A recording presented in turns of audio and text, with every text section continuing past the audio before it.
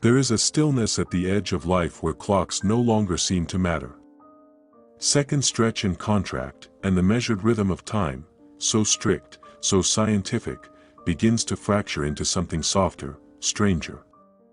Those who have stood close to death, who have watched the veil grow thin or felt it begin to slide, speak of moments unmoored from ordinary chronology.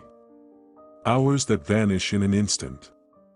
Minutes that swell into eternities.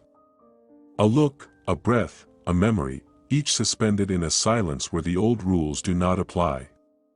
Time, that most relentless of companions, begins to act like a dream. In hospitals and hospices, in mountain villages and silent bedrooms, the dying often report that time behaves differently in their final days. Some experience a cascade of memory, flashes of childhood, the feel of a mother's hand, the scent of a lost summer, all compressed into a single instant.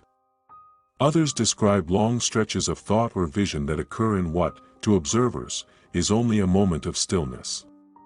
There are those who fall into comas for hours or days, only to awaken briefly with the sensation that no time has passed at all.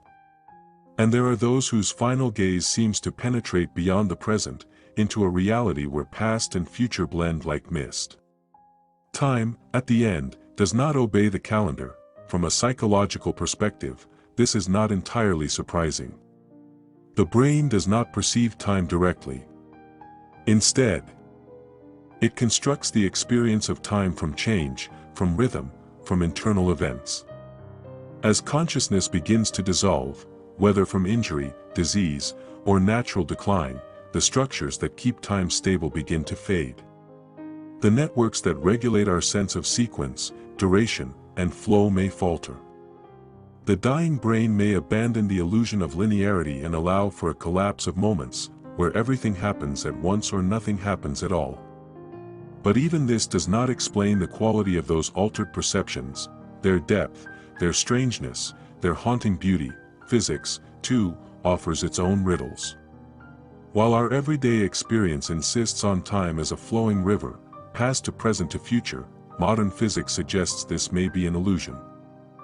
In the equations of Einstein's relativity, time is simply another coordinate, not flowing at all but existing all at once, like the dimensions of space. The block universe model proposes that every moment, from the birth of stars to the flicker of your own thoughts, exists simultaneously in a four-dimensional spacetime structure. If that is so, then our movement through time is merely perspective. At death, perhaps, the self ceases to move through the corridor and instead steps outside it. Perhaps what we interpret as memory, vision, or revelation is nothing more than the soul catching a glimpse of the full map, past, present, and future, laid out in one magnificent sweep. But there is something else. Something not reducible to cognition or mathematics. There are accounts, too many, too similar, too sincere to be dismissed, of people at the edge of death speaking of timelessness with a tone not of confusion but of revelation. Time doesn't matter anymore, said a man in his last hour, eyes fixed on a corner of the ceiling. I was always here. Another, slipping into unconsciousness, whispered, it's all happening now, everything at once. Some describe a great folding, like pages turning back on themselves, moments from childhood intertwining with visions of their own funeral, as though the book of their life were being read not from beginning to end, but all at once, its meaning unlocked only in the collapse of order. This is where metaphysics enters, not to explain, but to listen.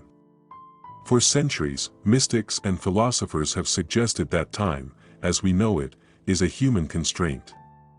In many traditions, death is not an end but a return, to the eternal, to the divine, to the unchanging now. In Tibetan Buddhism, the Bardo Thodol speaks of a transition where time dissolves and the consciousness, no longer tethered to the body, encounters a realm beyond sequence. In Christian mysticism, the moment of death is described as entering the presence of God, where all time is present and every soul is known at once. In Hinduism, the Atman returns to Brahman, outside of time, beyond the illusion of separation. Is this poetry, or is it physics? Is it comfort, or is it truth? The border blurs.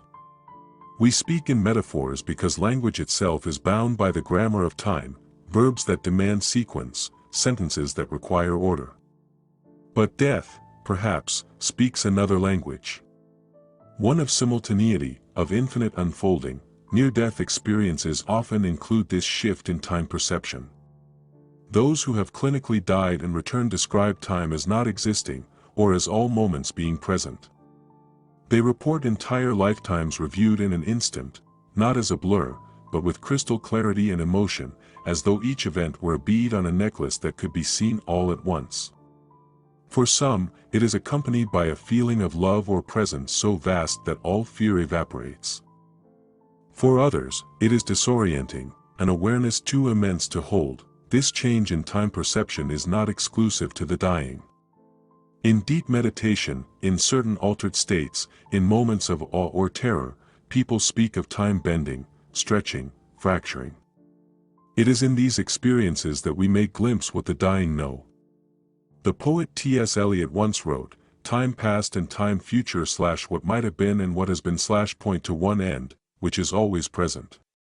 And perhaps the dying do not so much leave time as they awaken from it, like a dream dissolving into morning.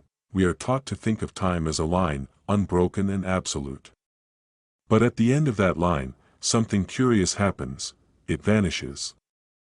Or loops, or opens. In the final hours, the mind may walk freely through the garden of its memories, unshackled from the tyranny of the clock. And in those final seconds, so brief in our counting, so vast in their feeling, there may be eternity. A light beyond duration. A silence beyond endings. A presence that says, "You were never late. You were always here."